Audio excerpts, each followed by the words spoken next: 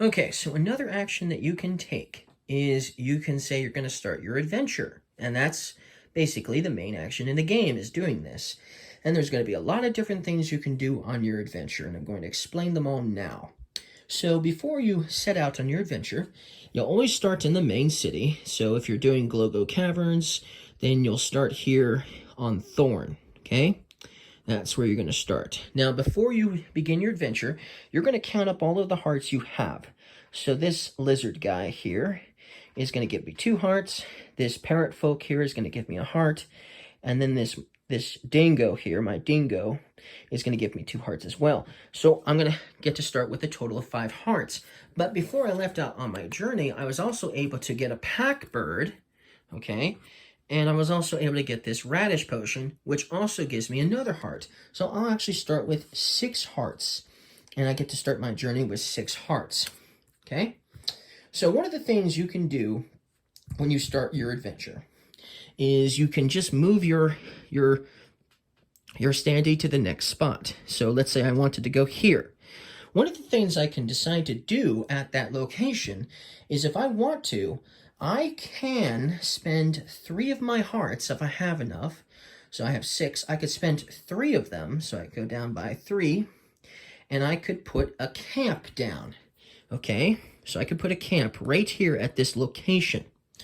So let's say I did that. So let's just say I could do that. That's something I could do. Now, the cool thing about doing that is if I put down a camp here, I don't lose hearts.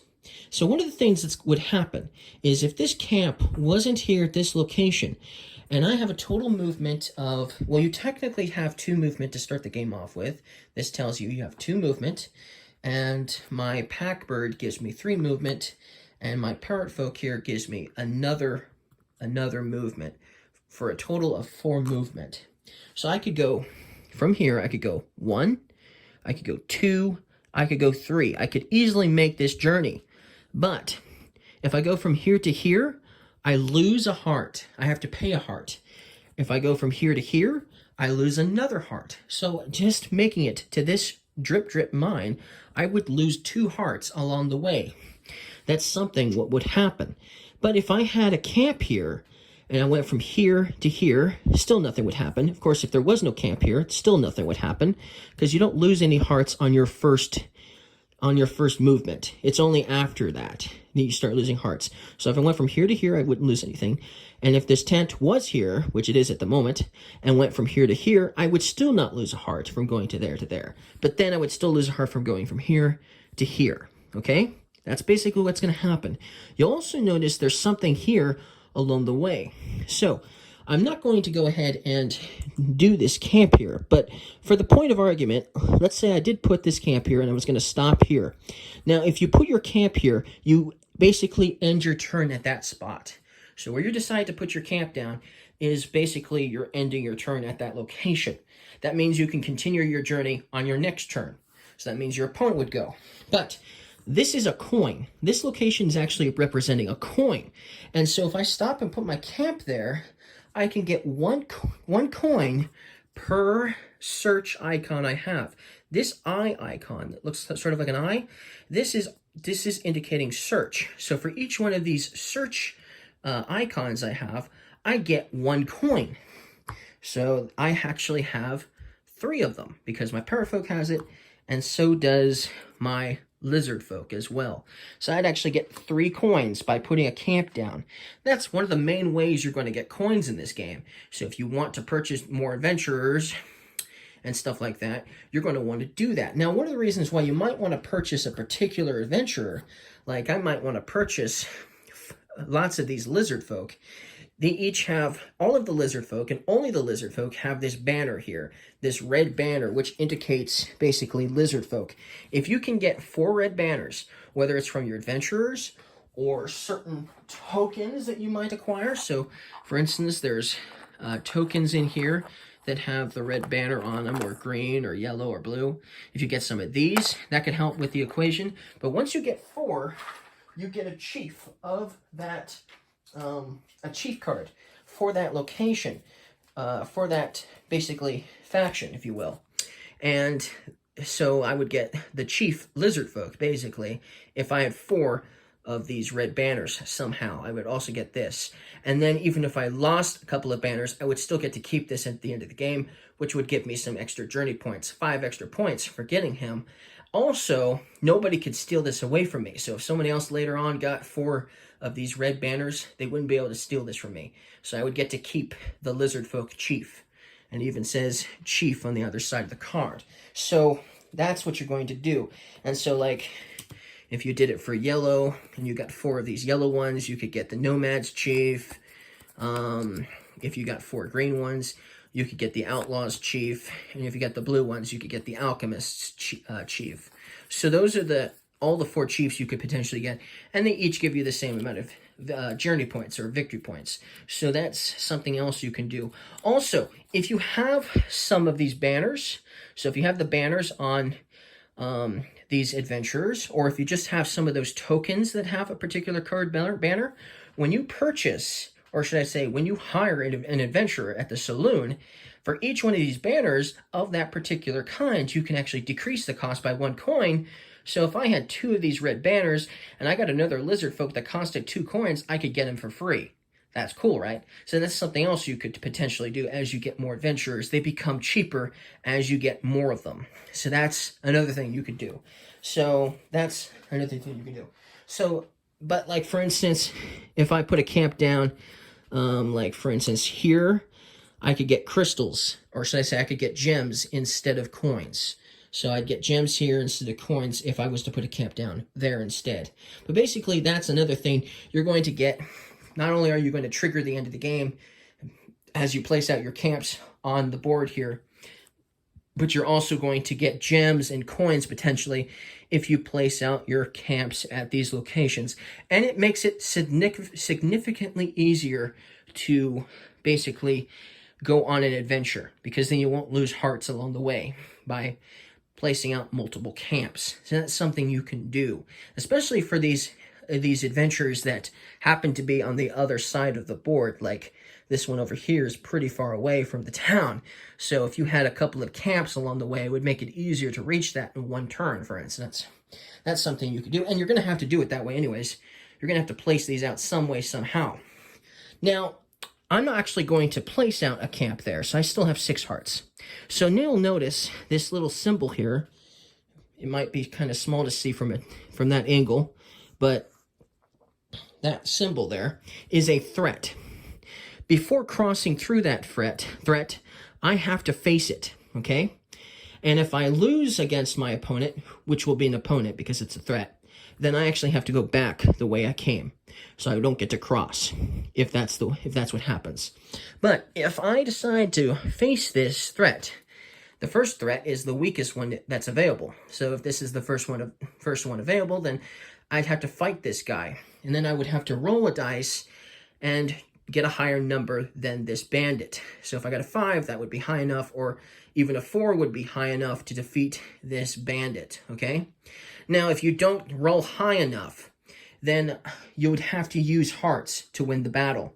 So if you're intent on continuing your adventure and passing this threat, you will have to pay your own hearts to add basically another number for each heart to basically beat this bandit. So if you have a horrible time rolling, if you always seem to be getting 1s, then you might lose some hearts if you still intend on passing him. And then if you, like I said, if you don't want to or can't because you don't have enough hearts to defeat him, then you just simply go back to where you came from, so back there. But yeah, basically that's what's going to happen. Now, if you do defeat this bandit, then you'll notice it has a tent on it. So this is the 3rd way you can place a tent. So by going against threats, you can place out tents that way. And you also get extra journey points at the end of the game too. So this will also give you a journey point. And as you face stronger threats, these will be worth more. So this is the 3rd main way you're going to place out your camps. Okay? So basically 3 ways. You can place out your camps by defeating threats. You can place out your camps by basically camping at a location for the night. And you can also place camps in the mine as you venture through the mine to get coins and gems. So that's the main way you're going to do it. Those are the 3 main ways. Okay? So anyways, so let's continue on. So let's say I defeated that threat, and I passed him, and I went through him, and then came here. I would lose a heart, so now I'm down to 5 hearts. And then let's say I wanted to come here to this drip drip mine. I would have to lose another heart. So now I'm down to 4 hearts. And so now that I'm at a location that has a storybook, I can actually go ahead and have an adventure here at this location. And then I would look up the letter for this location, which is the letter M. So I'm going to do that. But because I'm doing this solo, I have the handy Foreteller app to help me out with this. So now we're going to spoil what that M location is. So if you don't want to be spoiled what is at that location, you might want to skip the next couple of minutes of the video. Skip ahead, but we're going to go ahead and play out what happens at M. Okay? Let's see here.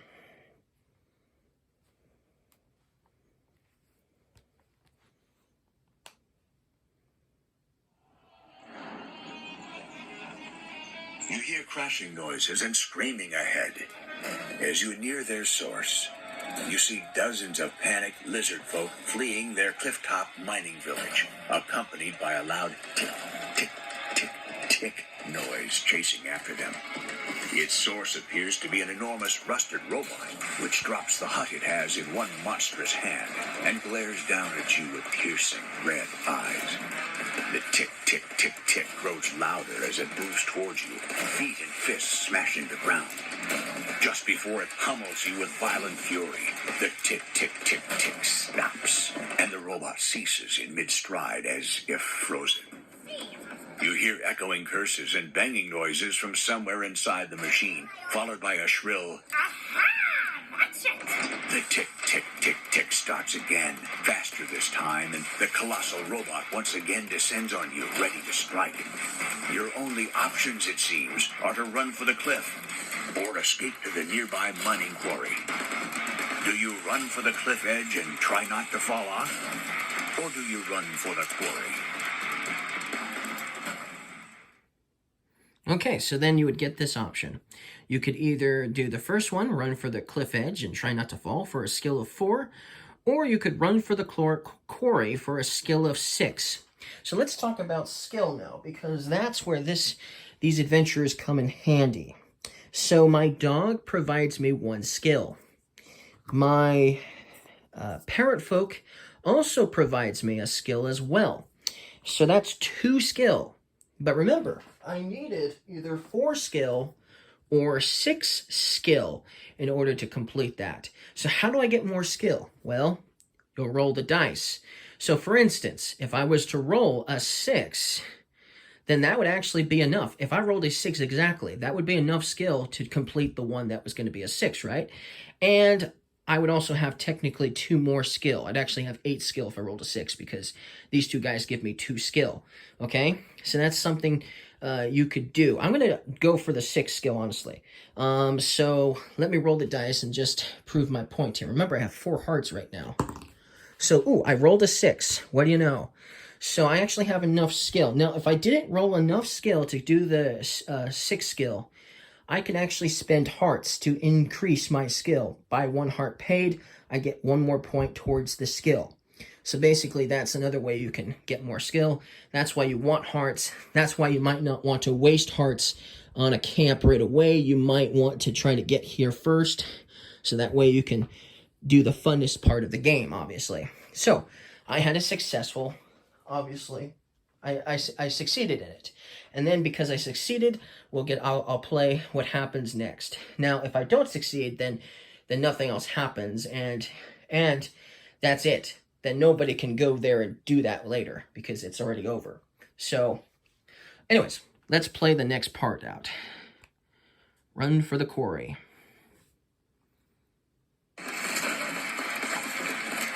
The lumbering, ticking robot hounds after you, and you hear deranged cackling from the operator inside. Your feet begin to slip as you reach the sandy entrance to the quarry.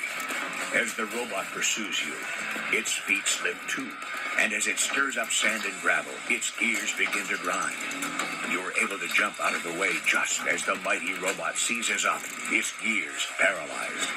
It loses its balance, falls over, and its ticking ceases. Dozens of angry lizard folk villagers return and surround the robot, carrying away the cursing creature hiding inside it. It's a rabbit. Some strange rabbit lizard folk feud is apparently at work here. Okay, so that's what would happen. And then this handy app even tells me what I win. And I actually had 8 skill, because remember I had the 2 skill, my dog and my dingo and my parrot folk provided me, but I also rolled a 6. So I would actually get the extra gem as well as a blue faction token. So I would get this and this for my reward for that location. Pretty cool, right? So that's basically what you're going to do. Now, when you do have a successful journey or don't have a successful journey, then you will remove this storybook token from the box, and that location is done. You'll never get to do it again. But that's basically what you're going to do.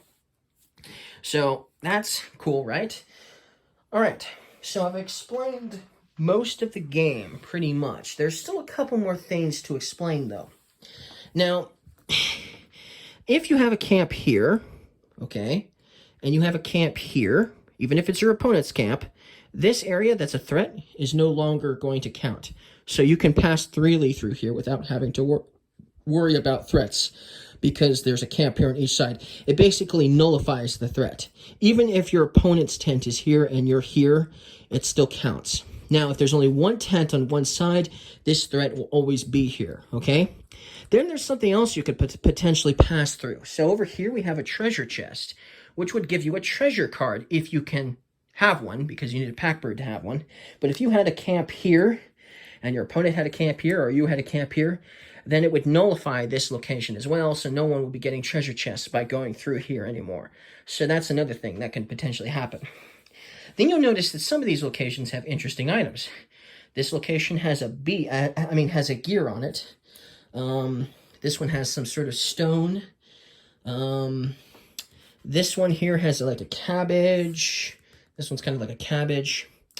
And then up here, this is kind of like a bunch of carrots or something. So these are a way of getting extra victory points. If your opponent has one, now there's actually 2 of each of these.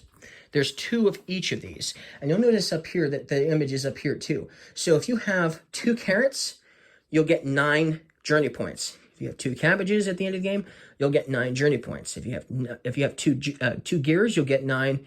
And if you have 2 of these stones that have your colored camp on it.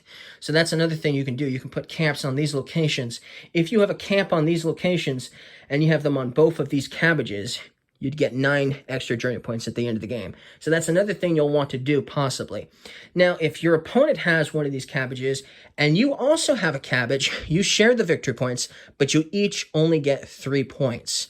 And if you have a cabbage, or one of the other 3 items, and nobody has any camps on the other cabbage, then you get 0 points. So you have to have, they both have to be covered for anybody to get any points in general.